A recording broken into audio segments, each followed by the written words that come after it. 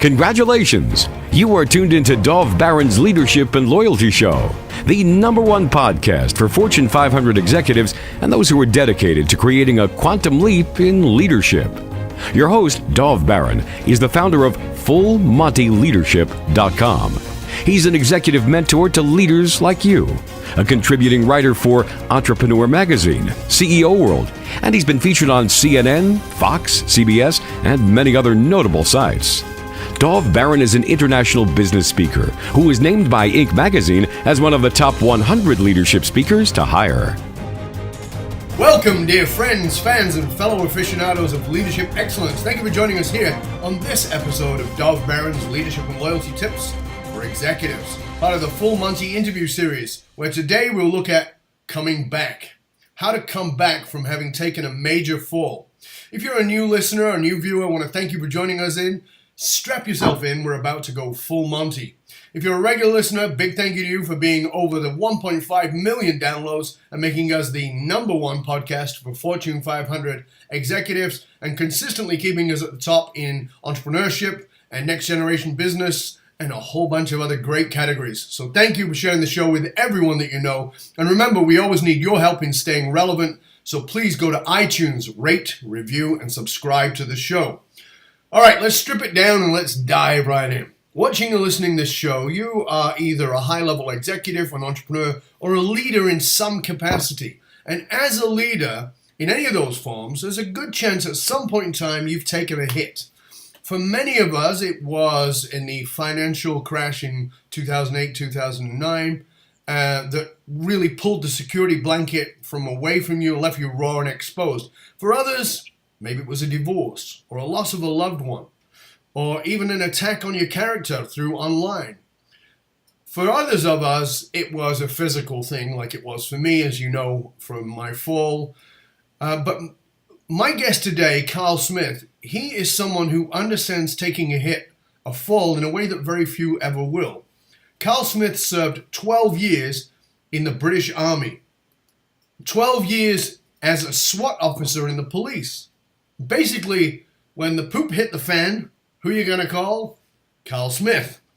Then on a particular fateful day in 2006, Karl was off duty, minding his own business, walking, and then he was hit by and run over by a drunk driver twice in one incident. After suffering severe and agonizing physical injuries from the incident, it was about 18 months later, very interesting period of time, I'll get to that in a minute, that the mental, emotional side of the event emerged, and Karl found himself suffering from what would be diagnosed as extreme PTSD, post-traumatic stress disorder. After unsuccessfully struggling with the different therapies that PTSD, it just remained with him until Karl was introduced to hypnosis and hypnotherapy. Something that maybe someone like Karl with an army and a police background might have blown off as woo stuff, but it changed his life. Today, Karl is the founder of Head-On Hypnosis and the creator of the Kinetic Shift strategies. He now teaches change, work, and hypnosis around the world in places such as London, Toronto, Las Vegas, Dubai, and many other places, and he's been featured as a guest expert on TV as well. So please put your hands together to welcome someone who's become a colleague and a genuine friend, the founder of the Kinetic Shift, the one, the only, Karl Smith. Put your hands together. Woo! Crowd goes wild. Welcome, Thank you, Karl. Good to have you here. Hello, my friend. How are you? I'm good, mate. It's good to have you here. Glad to have you on the show. It's been a while coming. Yeah, it is. And that is a tremendous, immense opening that you've got there. It's great. And thank you very much. And thank you very much for those people that are tuning in right now as well. Yeah, it's good to have you here, mate. So let's go back in time a little bit, because I want to give people a framework. You know, I talked about there in the opening that it is my opinion that everybody goes through a fall. Now, for me, it's dramatic, it's physical, it's a literal fall off a mountain. For you, it's the car hitting you. For other people, as I said, it's a divorce, it's bankruptcy, it's all kinds of things. And I think as leaders, particularly with men, we are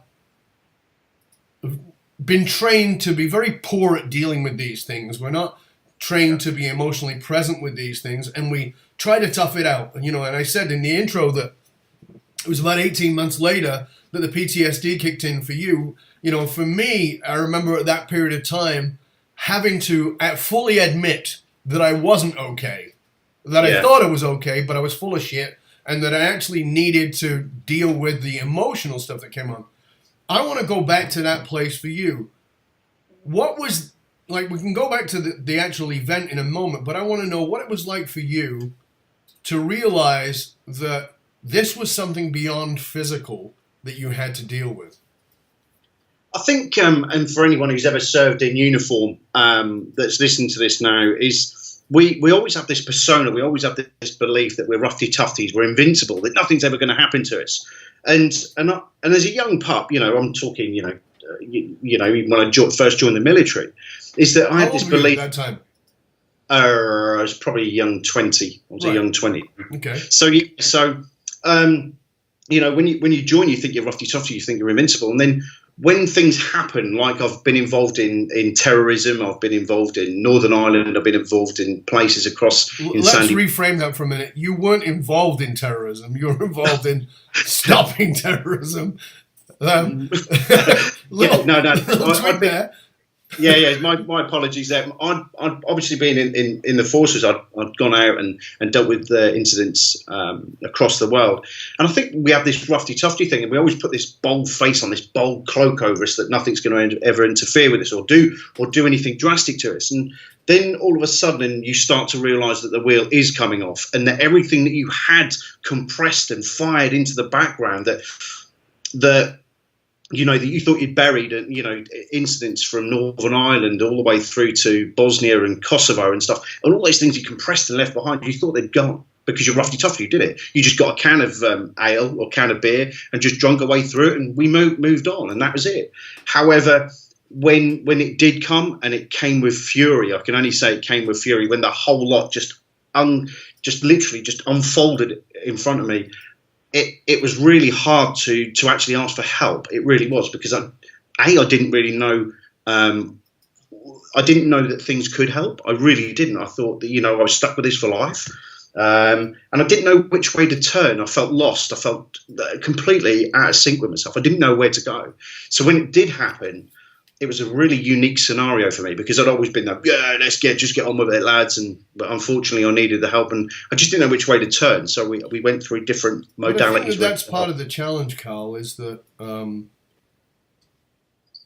when you've been conditioned to tough it out, to be a man and all that crap, it's almost inconceivable that there is a way out. Because you've been taught to compress and compact and compartmentalize all this stuff, and so you followed all those paths, and you've done that, and then now I can't cope, so this must be something I'm stuck with for life, right? That must be how it's feeling. Absolutely, and in my military experience, those any British Army that may or serving will understand this, is that if you suffered with mental health, there was always a stigma within mental health within the military or in any of the uniformed services, and this still is in some way. But however, when I lived in Germany, served in Germany with the army over there, there was a place called Vegberg, and Vegberg was a hospital over there.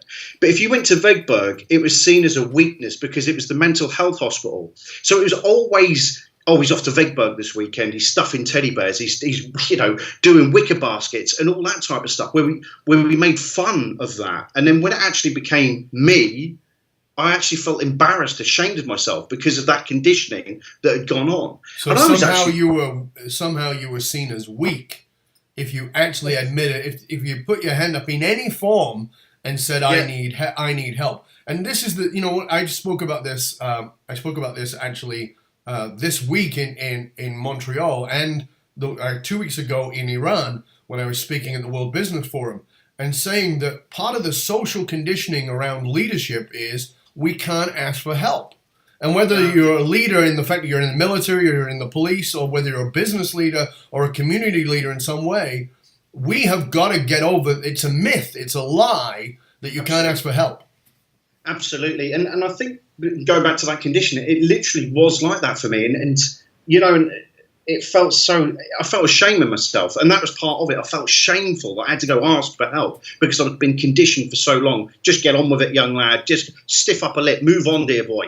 And it was all that, and I think when it did come, it had to be. It took a lot of nerves actually for me to go in and say to my bosses at the time within the police force, "Is I am in shit state. Can somebody help me?" And then that's when it started to move on. So let's pinpoint that a little bit.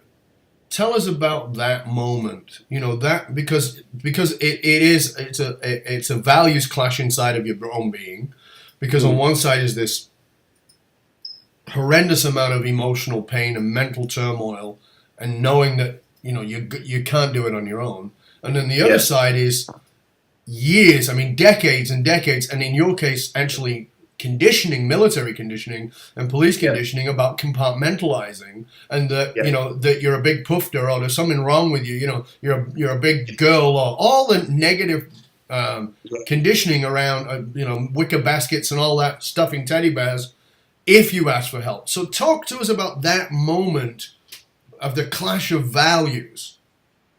Because I can imagine, I know for me, that was a thing that tore me apart. It absolutely did. And I sat there for ages, for the listeners to understand, is that for 18 months I've been on tramadol and pregabalin for so long. Those are drugs, right? Those are prescription drugs. They're two painkillers. They are. I never actually hit antidepressants. I was on pregabalin and tramadol, which were helping me with the broken bones and stuff that was going on. And as I weaned off of that, that's when post-trauma really showed itself. The anger, the anxiety, the stress and strain. And that was where I started. Actually, I got into conflict with my doctor, because as I was slowly being weaned off of these opiate drugs, is that eventually I was starting to go lose it, and I fought with him. Literally, physically, nearly fought with him to desperately give me the drugs to stop the naughty noise going on. But then, when I started to realise then that I couldn't continue on those drugs in that doped up fashion, in that just waking up in the morning and shoving two pills down my neck and living in that zombie like mode, is that it was one of my colleagues that approached me and basically just said, "Karl, you need to do something." And that was the turning point for me. That was the switch of, I can't carry on like this. So when your colleague said, "Karl, you got to do something," I wonder, was that because it was a colleague? Was that somehow permission? Yeah, it was. It was somebody that was ex-military as well that looked at me. It was somebody that had been in the military that looked at me and said, "It's time." Basically, it's time. And that was the turning point for me. That somebody had actually said, You are allowed to do this. You're allowed to do it. I wonder how many leaders are watching, listening to the show right now, who are waiting for permission. I wonder how many have gone through something, and maybe are gone through something and are going, "Well, it's different for me. I didn't get run over twice by a drunk driver. I didn't fall off a mountain and get smashed up. For me, it was just that the wife left. Ran off with the milkman, or my best mate, or whatever it was, or for me it was just that I lost my finances, or for me it was just an identity, and they put that it was just in front of whatever it is. Yeah, gotcha. Right, and so they're waiting for permission. They go, "Well, I can't do it because it was just," versus that that comparison of yours and mine, which is physical. Yeah. And I want to say to you, if you are that person, male or female, waiting for permission, please take my permission, because trauma is trauma. Pain is pain. It is not comparative. It is incredibly subjective, and understanding that what is devastating for you might be nothing for me, but what's massive for me might be nothing for you. And you've got to understand that if it's rocking your world, you've got to put your hand up and ask for help, whether that's from someone like me, or whether that's someone like Karl, or whether that's someone else that you know. Don't wait, because if you wait, it's going to be too long. Walk us through those consequences. So you're at this place of almost getting into fisticuffs with your doctor. So there's a space there between that and getting permission from this colleague. What state was were you in emotionally, mentally, and how was that impacting the relationships around you?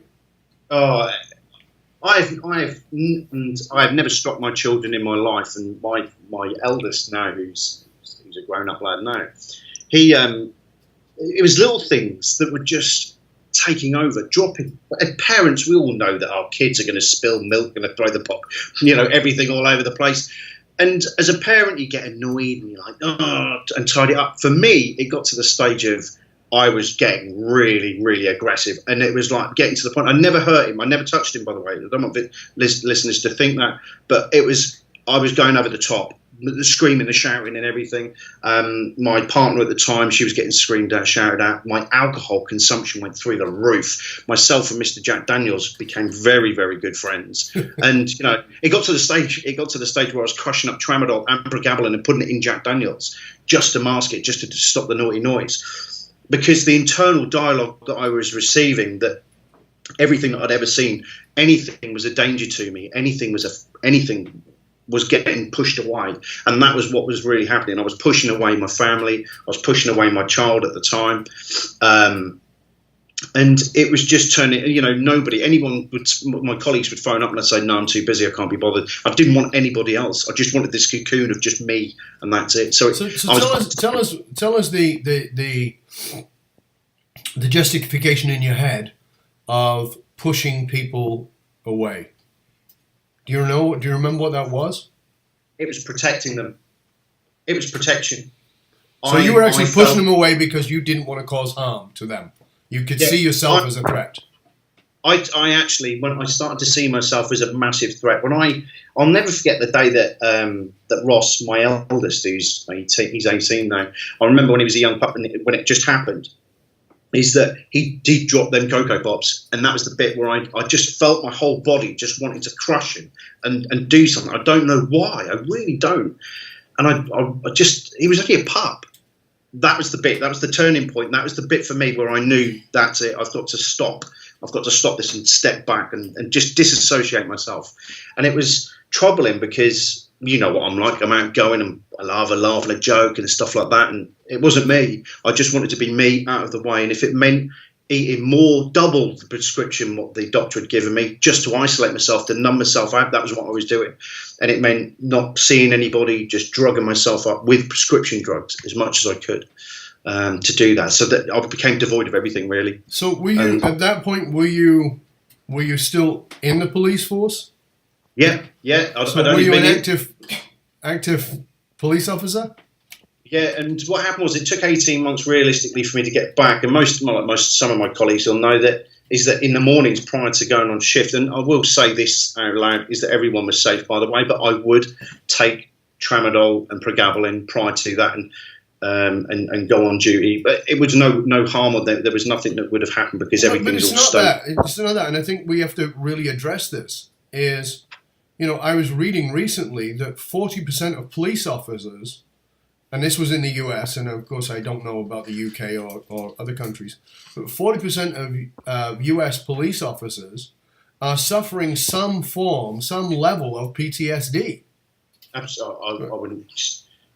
It's an amazing figure, and from what I see working with military and emergency services folk back here in England, that would fit in roughly. And I would probably go out on a limb and say it's slightly higher than that. Yeah. So, when you say that you were taking that, we also know, it's not unknown that there are many people, and this is no disparagement, no disrespect whatsoever to the services, but we know there are a lot of police officers who are going out there who are medicated, whether that's by prescription, whether that's by illegal drug, whether that's by alcohol or whatever it is, because you can only compartmentalize for so long.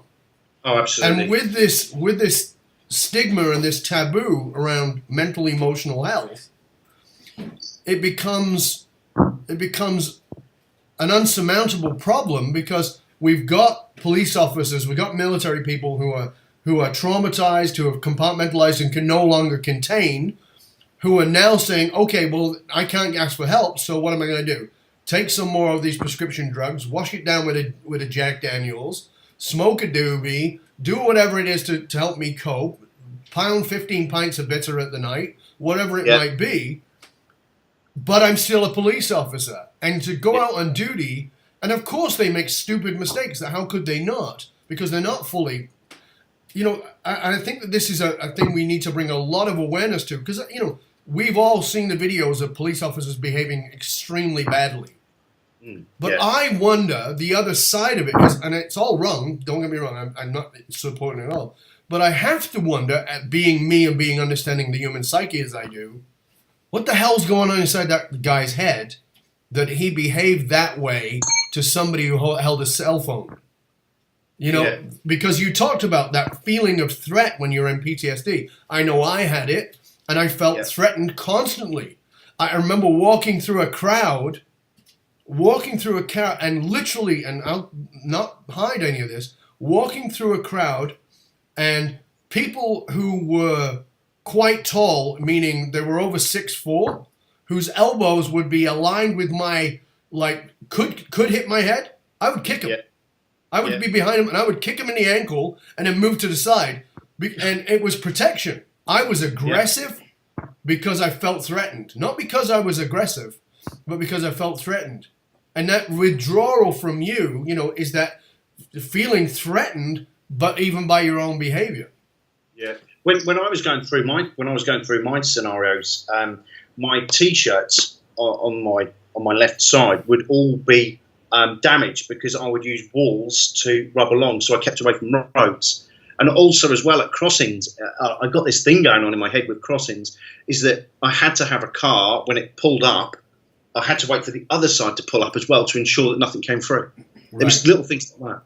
You know, and I look back at it now and I smile and I smirk at it, but at the time it was very real. It was horrendous, and it was a horrendous lifestyle to lead. And knowing at that time that I didn't know that there was anything that could help me. I thought, that's it, that's your life, sunshine. You're going to go through t-shirts and end up looking like some oddball trying to cross some crossing, you know, Pelican Crossing in the UK. But you know, it did, and eventually we found that turning point, and we found, and that permission was given to me. Yeah. So let's go to that, Karl, because you know we've looked at the impact of that. Walk us through the event, just so people have a context of what happened for you. All right. So I'd been on duty that night. I'd done the 12 years army, and I've now joined the police. I've gone home that night. Everything's all right. It's just prior to my birthday, and I just went indoors, and I didn't normally do it. I never normally did this, and it doesn't matter. It was only one beer, but I popped open a beer. I was very religious. If I was on duty the next day, no alcohol whatsoever. But it was one beer. I'm not talking like I was going banzai. And I sat there, and it's 7% beer. Randomly enough, it was 7% beer. Sat down, had that. Next minute, there was an almighty crash at the front of the house, and everything went smoky dusty. I run outside, and there was a Mitsubishi Colt up in the air. So I run over. I run to the front of the car, because we drive on the right side of the road, by the way. But so I've gone onto the side of the car. I've noticed that it's a young lad in the front seat. The area where I lived, the demographic would have led me to believe it was an elderly person, lost control of the car. There was brick dust. There was water flying out everywhere. I've grabbed hold of the seat belt for some strange reason, looked at the person, and then gone, oh shit, drink driver. And at that point, I've wrapped my hand around the seatbelt, and it doesn't matter how many times I talk about this, I still can't understand it. I don't know why I did it that night. I wrapped my hand around it and then helped him out of the car the best I could, because I could smell the liquor on him. I could smell the ale. I could smell the booze on him. And I desperately tried to get him out of the car, but the wheels were spinning, and eventually the brick wall collapsed and the front wheels hit the deck and then went back in reverse. The problem is that my hand was still attached to the seatbelt. So what happened is that I was now found myself on the floor with rubble, now being dragged backwards underneath the car, until eventually my hand slipped free, and I've got a tattoo here now to cover up the marks, but I got burn marks all the way up my arm, and then eventually I popped out and then hit the underside of the front wheel. I laid there crawling along for probably, it felt an eternity, but it was probably milliseconds, to be brutally honest. Mm-hmm. And that's when he stuck it back into first. He realised he couldn't get out of the way that he'd come. He stuck it into first and then hit me again. They realised that where I'd been dragged from, because my clothes were still up at the far end. So my shoes, part of my trousers, my underpants. It's obviously a nice, pleasant sight for somebody to be sitting in, isn't it? And then on a summer's evening, and I've got caught underneath the scars on my arm here. where the number plate hit me. And I grabbed hold of the grill of the car, and I was getting dragged underneath it until eventually my body popped out, and then he run over my hips. So I got dragged predominantly on my back with my hand on the grill of the front of the car, just gripping on for dear life. That's all I was doing until eventually I lost control or consciousness. I can't remember. And then next minute I just woke up, and the East Anglian ambulance service were leaning over the top of me, and there was helicopters. So you blacked out for a while there. I can't remember much, to be quite honest, mate. I can't remember. You know, there's so much. I think my body just went give in. And then literally I just ended up in hospital in Great Yarmouth, where I live. And I remember nodding off. I remember going out again while I was in hospital, and I woke up with the Deputy Chief Constable, a female, holding my hand, which is quite surreal for me because I'm a PC and we're talking about the top boss. I woke up and I'm like that, looking up going, what the bloody hell's going on here? And the Deputy Chief Constable of Suffolk Police here in the UK was passing by and heard the story over the radio and stopped in and sat with me for a good hour holding my hand. So it was my top end boss. It was like, when I woke up, I had morphine. I was morphined out, like going, "Is this real? I don't exactly." Yeah, I remember those moments. Did I have too much alcohol? I can't remember. But talking to the doctors, if I come back to the beer thing, they said to me actually that I probably survived the accident because the beer that I drunk 5 minutes prior to it happening was a 7% ale. So he said I was probably malleable. I was flexy. He just said you were just so relaxed. You were flexy. He said that's probably.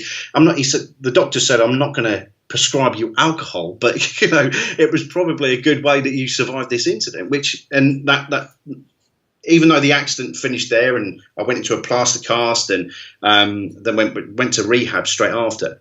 So how was things broken, or was it other kind of damage? Calcaneal was snapped off, so the heel was snapped off, Achilles snapped, tibia fibia, femur was slightly damaged, pelvis was damaged, lower lumbar region, both clavicles, scapula, arms, forearms. I broke my hand, but that had nothing to do with the accident itself. It was me trying to extricate somebody out of a car as I was doing that. Oh, right. I broke all my hand doing that. A minor fracture up here, C2, C3, got minor. It was just minor compression, and that was it really. So what was after you've been taken to the hospital, obviously you're morphined out, what was the prognosis for your recovery at that point? Well, I got told I would never walk properly again, and I got told that I may not be able to carry firearms and do many of the things that I thought I was going to do. Simple things like running. I love running. I love sports. Do you think that registered? No, not thinking back at it. No. So I don't think it's kind of one for a while. Yeah. There was a lot of noise in that. It was just literally, lots of people giving me ideas, telling me I weren't going to do this, telling that this is over. You can't do that. You're not going to do this.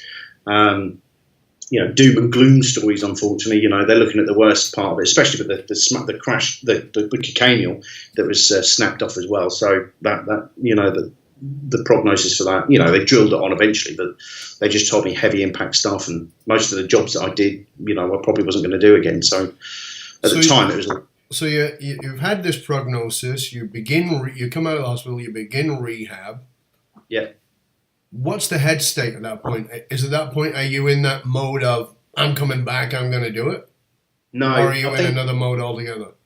For the 18 months I was under the pregabalin, the tramadols, the cocodamols, whatever else I could shove in my body to numb it down, I didn't have any aspirations of anything, to be quite honest. There was nothing. There was no drive for doing anything. There was no drive for sex, drug, rock and roll. There was none of that. Mm-hmm. So it was just numbed out. I was just completely zoned out. I was just in cuckoo land, to be brutally honest. Yeah, it's interesting because for me, when I was going through that, when after mine, internally, so there was two worlds, the internal world and the external world. In the external world, when people say, how you doing? I'm good, I'm coming back, I'm going to do, that tough guy bullshit, right? Yeah. Do you need anything? I'm good, I don't need anything. I'm going to, and a whole nonsense. But inside beginning to feel depressed, realizing that I wasn't coming back, and complete lethargy, and all those kinds of downward spirals before I, like you, hit the wall.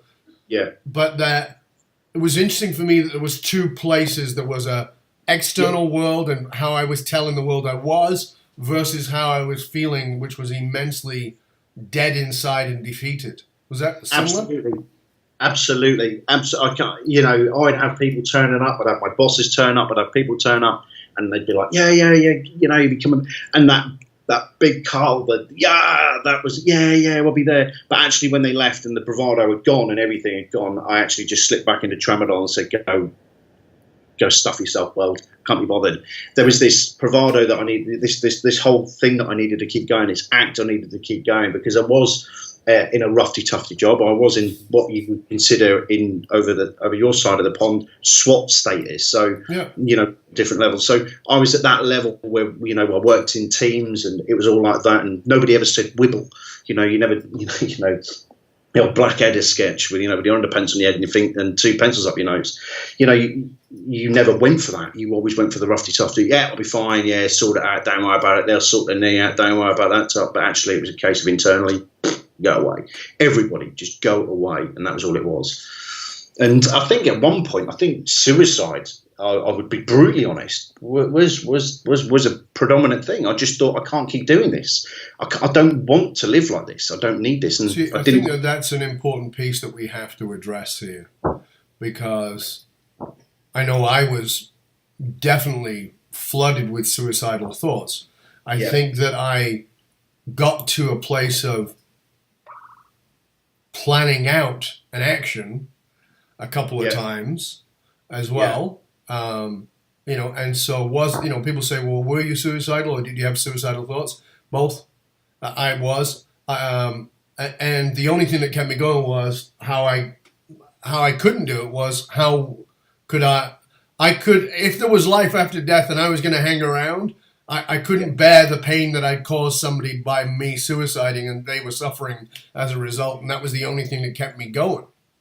And I'll tell you now, and I've not let this one go out before, by the way, so it's quite interesting with the one you just said that, is that being in my position, I'd overheard on the radio or had actually been to suicidal jobs before and seen the damage and the devastation of somebody leaving it behind.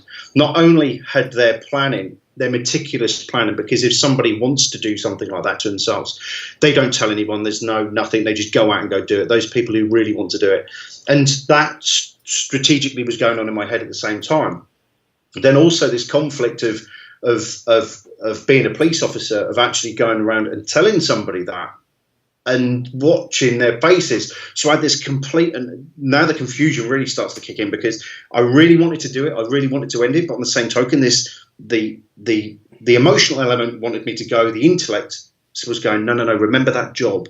All right, so but this one job kept coming up, and it kept coming up, and it kept going, don't do it. And I don't know. And eventually so in many ways, and I'm going to put it here, and maybe I'm out of term, and you can tell me, but it sounds like in some ways, maybe the consequences of somebody else's suicide saved your life. Oh, absolutely. And I can still to this day, I can still think of the name that did it, and it's a great comfort. To me, knowing that something tragic happened that kept me going. So that negative drew a positive, and it's the same way as I do life anyway. A negative drew a positive, and that job will stay here because it reminds me to keep going and doing what I'm doing, and doing what I love doing and stuff. So let's talk about your mate says the guy gives you permission. You got to get some help. You're 18 months in. You've withdrawn. You've done all those things. You're doing, and it's a very self-destructive path. Tell us about discovering this wacky doodle's idea of hypnosis, which I say that not because it is, but because that's probably how it appeared to you at the time. Well, I mean, that's an interesting thing now. I'm on the other part of the fence, and a lot of people find it hard that after 24 years of being roughy-tufty jobs that you can become a hypnotherapist, because it's voodoo, it's magical. And it's hypnotherapy. Yeah, hypnotherapy, yeah. And the thing is that change state, whatever we want to call it, is that the key fundamental part to me is that when somebody said it to me, when they said, oh, right, what we're going to do is do this tappy thing and some other things and blah, blah, blah, I was like that. Go away, will you, for crying out loud. How can somebody tapping on your head and asking you to close your eyes can do this rubbish? I'll say his name now. There's a guy called Ken Webster that I grew up in a holiday resort in Great Yarmouth in UK. And Ken Webster was a stage hypnotist there. So when somebody said hypnosis, I was like, I am not having no square chicken egg come out of my backside. I'm not running around pretending I'm a chicken in heat. Yeah, I am not doing this. I'm not doing that. And then it was explained to me and it educated me. And so I agreed to do a mini course. I agreed to do some courses, change work, and it just, fell right with me. And that progression started. So I started to learn several techniques about meridian works and about how we can fix ourselves. We've got internal strategies that we can fix ourselves to help ourselves out with. And then it developed. I then had a hypnosis session, a full-on hypnosis session, when I'd had dabblings in hypnosis sessions, but this one session when I went away on a course absolutely unraveled the whole lot. And I mean, a 1 hour session with this guy literally just unraveled, Northern Ireland incidents, Kosovo incidents, Bosnia incidents, anything else I can think of. It felt like a mass pressure cooker had literally just gone, and it just felt like the pressure, the weight and everything started coming out. And I've said it before. I sat there in a pub in England drinking away, and I was sitting there drinking away and crying but laughing at the same time. So I'd be sitting there giggling, and this abreaction, this mass emotion of everything that had been holed up, literally just fired out. And within, I'd say 9 hours, it went on for, laughing, joking. And it sounds nuts to viewers most probably, but I sat there crying, and then all of a sudden, the potential of what I know now came to light for me, and that was the turning point. That was the bit where I went, holy shit, that's real. That is so real, and that was the great bit for me, really, that turning point now, and it will always stay with me. And that person who helped me out that day will always stay with me as well. I've got lots of people built up in here, really, but the thing is, but that was the turning point, and that was the changing point for me. That was the bit that really did it. So. You've gone through, so you've had some dabblings, you've done some workshops, you've had this 1 hour session that played with you for 9 hours, that was processing through for 9 hours. Just rubbish. It was throwing it out. I could feel, people listening to this, you may not understand it, but it felt like waves. It felt like mass surges coming all the way up, then boom, it was coming out, and everything. To this day, I still do not know what those surges were or what they represented. But up here, unconscious, the subconscious, the monkey mind, whatever we want to call it this week, when it did do what it was doing, those pressure waves came up, boom, it went, and then it was released with an emotion, whether it be tears, whether it be crying, anger at some stages, not volatile anger, but just pop, and then it went. And if I'd have tried to explain that to the Karl 1 year into the British Army, I'd have gone like that. He's off his noodles. He's lost the plot. He's off his noodles. Send him to Vegberg. Go stuff some teddy bears. Right. But the thing is that bit there. That was the bit that really changed it, and it was a phenomenal moment. It was it just changed really. So how long was it from there to you becoming somebody who wanted to go learn to do it, and then became a practitioner? I'd say that on my little journey, within 6 months I'd made my mind up. I didn't know the direction. Really didn't know. But within that time frame, that 6 months, that's when I knew that this was my path. That I didn't want to wear a uniform anymore. So I went on courses. And you know what it's like, Dove. You go on one course, then you go on another, then you go on another. It's not because we're course junkies. We want to get as much information as we can and utilise it. And that's exactly where it was. So I'd say within 6 months, my love for being in the uniform was drastically changing. But it took several years. As you know, to make that fun. So how long was the journey before? So from that, so 6 months there of knowing, okay, I'm out and this is my path.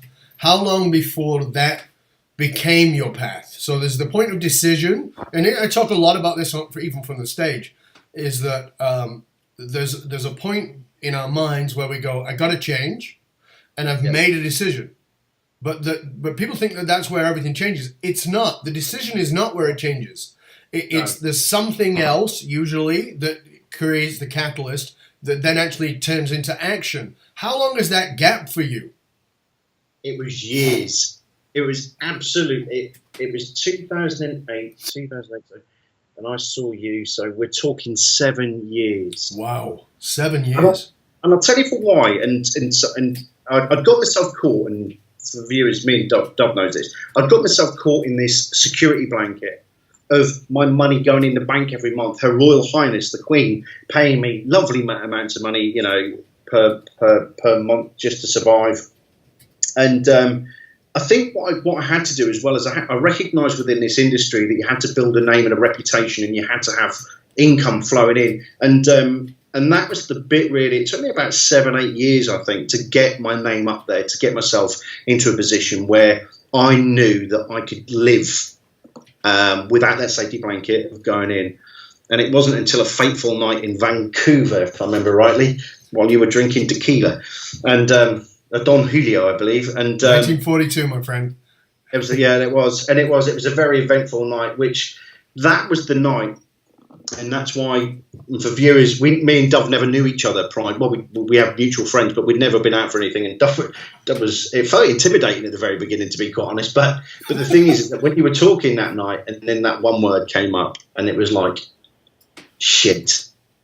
That was it. That one word came up, and it's been, I use it all the time now, and it's the case of the only. Yeah. And I believe that night there, that turning point for me as well with yourself, was that I realised that I had something to offer, and I had an ability. And I was over in Vancouver teaching at the time. I was showing people what I do and how I do it.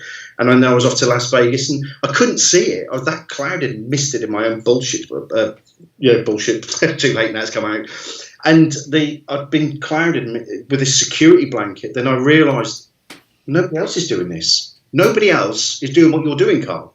Nobody else has that story. Nobody has that background. Nobody has that thing. And even though we're telling this story now, I actually didn't put value to my being run over as much as I did. Mm-hmm. I didn't. And, listen to your story when you were climbing, and then listen to mine. Well, then we both discussed mine. And I realised then that that's my point where I had something to give back, where, when telling this story, for me, I must say it once a week, but you forget how powerful that story is, and how powerful your story is as well, about how you went through trauma and then popped out the other side and became very successful. And like me, that trauma to me, I'd basically gone, it was part of my life. I literally got it and gone, moved on. Yeah.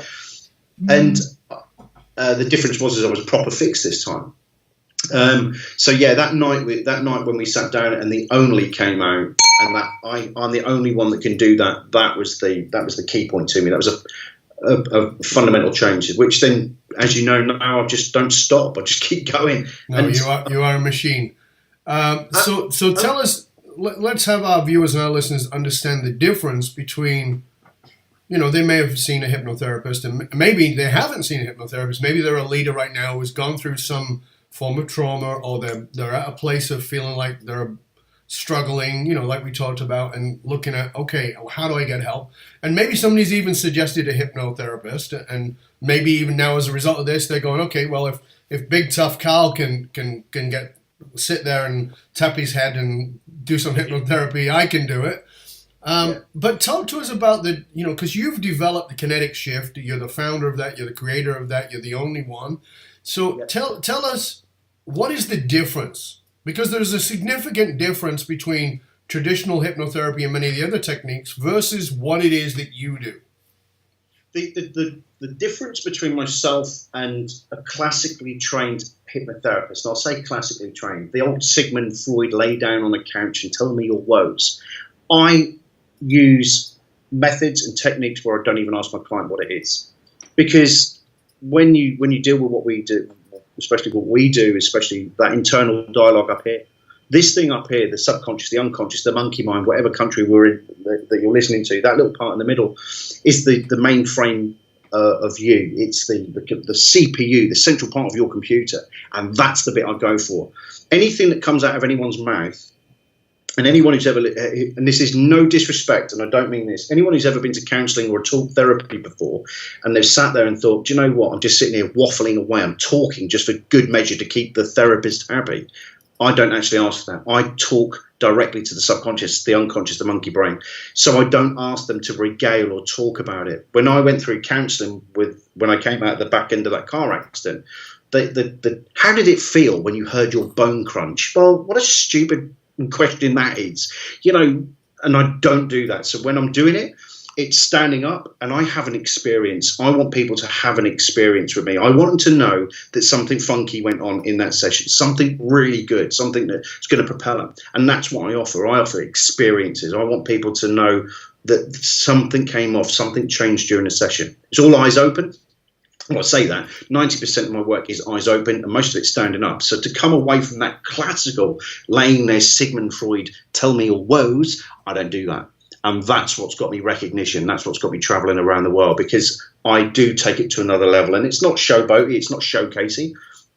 I'm showing that hypnosis is not a state of eyelids. That's the key thing. You can have your eyes open and still do the change work. Yeah, and one of the things for you is that is vastly different than from others is that it's high speed, high impact, right? Oh, massive. Yeah, absolutely. There is. Within the first 5-10 minutes of any session, I've got dramatic change. Yeah, and the rest of the session, I'm really what I call backfilling. I'm making sure that they've got resources in place, so in the eventuality that something does crop up in life, they don't dwindle down. They've got a resource that comes up, brings them back up. But I think that's the point. I think that I spoke about this with entrepreneurs as well, and that we are because we come from the industrial age. We're no longer in the industrial age, but we come from the industrial age. We have time and money tied together. So we say, I have an hour appointment, and you've got to fill that hour. Yeah. And well, what if I got you the results in 7 minutes? Yeah. Do you need me to fill the rest of the 53 minutes just so that you feel like you got your money's worth, or did you get your money's worth in 7 minutes? And one of the things that I love about your work, and I'll be completely transparent.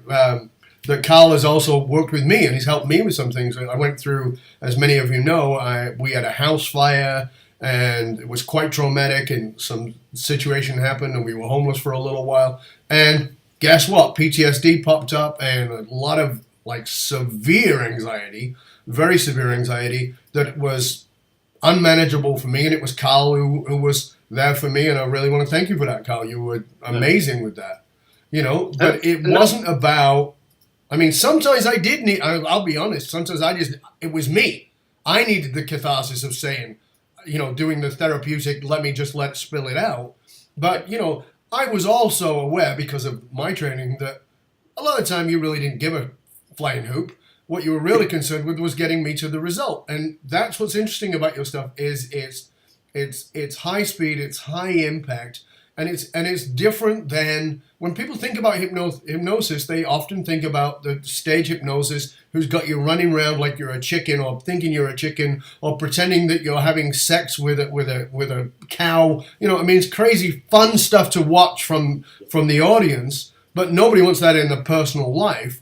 That's not what this is about. This is about, as you said, and you do it so well, speaking directly to that unconscious mind.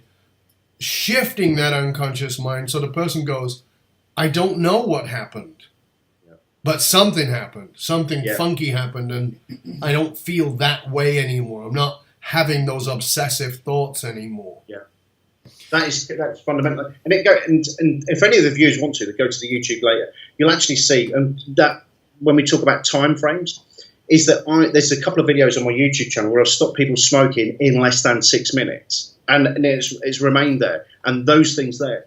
And I'm results based. So if I get you up and out, if somebody comes in with a spider phobia and they come in and I get it done in 3 minutes, which is normally my average time, I've got no qualms in that, in saying, right, we're done, thank you very much, because I will do. And the thing is, though, is time in today's world is precious, and people want that. They want that spontaneity. They just want it done there and then. They want the naughty noise to stop, and I love it. I just love doing what I do, actually. So you've recently done some stuff on TV, right? Yeah, I've been working with UK TV. We're waiting to see what channel it goes out. It's Insight TV, and it's working with Sky TV in the UK, and it's called Secrets of the Brain. And viewers of this program, if you go type in Secrets of the Brain, series 1 is already running at the present moment in time, and because of the way that I work with social media, the way that everything that I'm set up, I got a call and I was asked to go in and do 2 or 3 shoots with them. So I've done 2 hours worth of 2 episodes on hypnosis. Fantastic. And I was working with neuroscientists, fMRIs, I was doing everything. It was brilliant. It was absolutely an amazing experience, and I've learned a lot from it, actually. But it was a great experience. It was great, and I think that story as well helps you as well to show how you can be at the lowest ebb. You think you're at the lowest ebb, and when you're there, you just don't know that there's anything going on, and that's the story that they were interested in as well. Phenomenal. About you can call yourself back up. If somebody is in a leadership position, whatever that form is, whether I said it's corporate or whether it's an entrepreneur or a community leader in some way, shape, or form, and they're feeling, they're feeling that shame of not being able to manage the pain, not being able to manage the internal noise, the naughty noise as you call it, the monkey mind that's just nagging, or maybe the anxiety or whatever it is. What would be your guidance for them right now? So they're listening, watching, and they're going, Jesus, this so relates to me. I can't stop this noise in my head, and I'm doing these behaviors to try and cope, but it's not working, and I feel like I'm going to always have to live with this. But according to what these guys are talking about, I don't have to. What would be your first piece of guidance to them? There is resolution. Never ever think that you're on your own. Never ever think that you cannot resolve this. I listen to people and I look in forums where they say they live with this identity of post-trauma, where they go into Facebook groups for those people that are watching this. They live in this never-ending story about doom and gloom. Pop yourself out of those groups, come out of that, come away from the negativity and know that you can do it. You will do it. And I do on a daily basis. I've changed people's lives like that. It's about knowing that there are people out there that give a shit and that there is resolution. It may not be in one session, it may be in 2, but on the same token, realise that there are ways and methods with today's modern science and modern techniques that we're using nowadays, is that you can get resolution quite quickly. You can start that whole chain reaction of life as well. And there is light at the end of the tunnel, that old cliche there. But there is massive, and never fear it. If you're thinking about doing it, just do it. If you're in trouble, just go out and find somebody that you know that's competent that can do it, because I did. So, you got to that place of absolute desperation. You got a point of change. But life isn't perfect and life isn't simple. And there's always new things to deal with. Yeah. Tell us, Karl, on the days when it feels like it is overwhelmingly tough, for whatever the reason, personal, emotional, mental, financial, it could be a million reasons. What is it that gets you out of bed in the morning? What is it that gets you up when it feels like the world is pounding down on you? Funny enough, you mentioned it in a blog the other day, and it's the first thing that I always say to people, and I say on my courses, is purpose. I have a purpose in life. Beforehand, I didn't have a purpose. I felt I didn't have a purpose. Now I have a purpose. I have a family, I have a career, I have a lovely life, and I'm breathing. That's the main thing. And I value every day now, even though I am. And we spoke of it a while ago. Even though when times are tough, I still look back and think, I've still got this. I've still got it, and I've got purpose. I have purpose in life. It's key, fundamental, and that's what keeps me going, mate. That's why I'm as mad as a box of frogs. That's why I am. But, it's about that. It's about having that inner gig. Yes, you have tough times. There's no two ways about it. And there are days that I sit there and think, why am I doing this? And then you sit back and you just go, no, I'm doing this for a reason. Yeah. Because people listen to that story. People want a purpose. And I drive that purpose into them. It's the first thing that I do.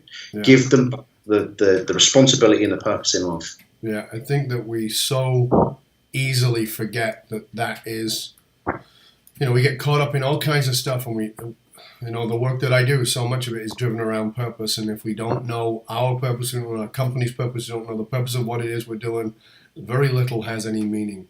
Karl, this has been an amazing show. I really want to thank you for your transparency, for your openness. I'm sure that people got a lot out of it.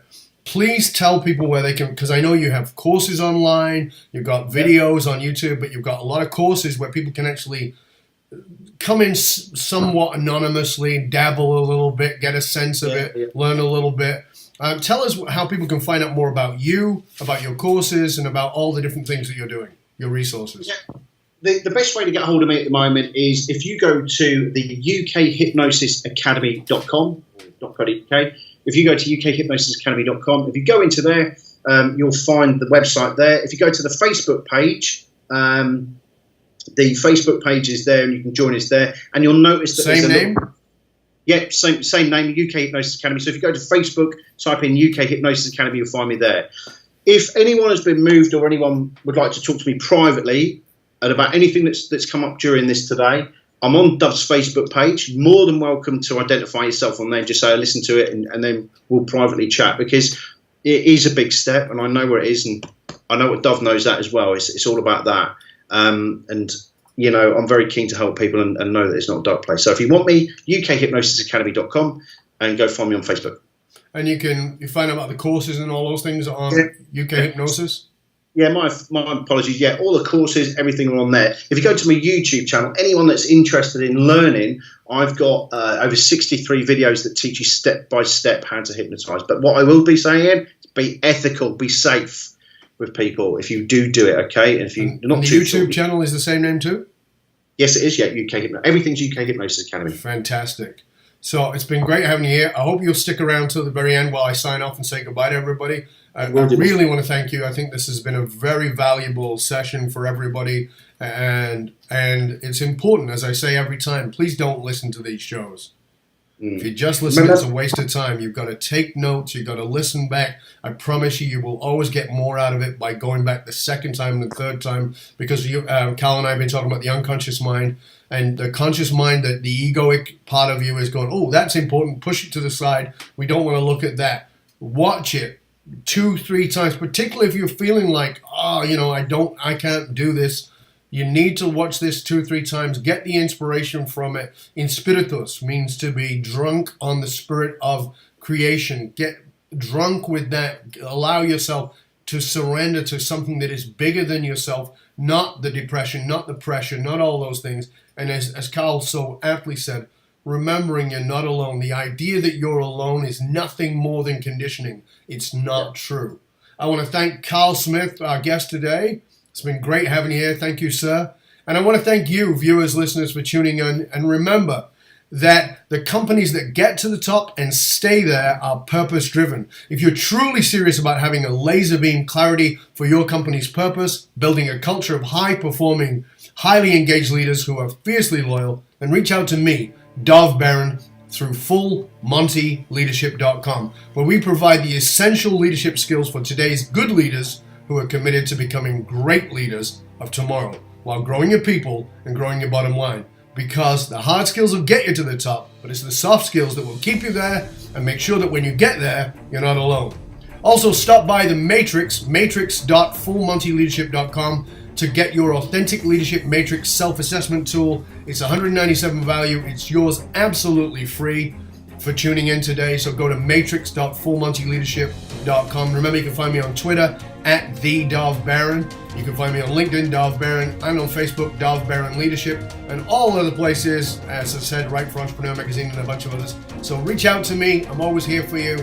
I want to connect with you, and I want to thank you for tuning in and joining us today. And again, our thanks to Karl Smith, and we will make sure that we put the link to get a hold of Karl and ukhypnosisacademy.com. Until next time, I want to thank you for being here, and I want you to stay curious, my friends. Stay curious about how you can reach out and get help when that voice in your head, that naughty noise, is telling you you're alone. It's a big, fat lie. Till next time, Dov Baron, Full Monty Leadership. and I am out.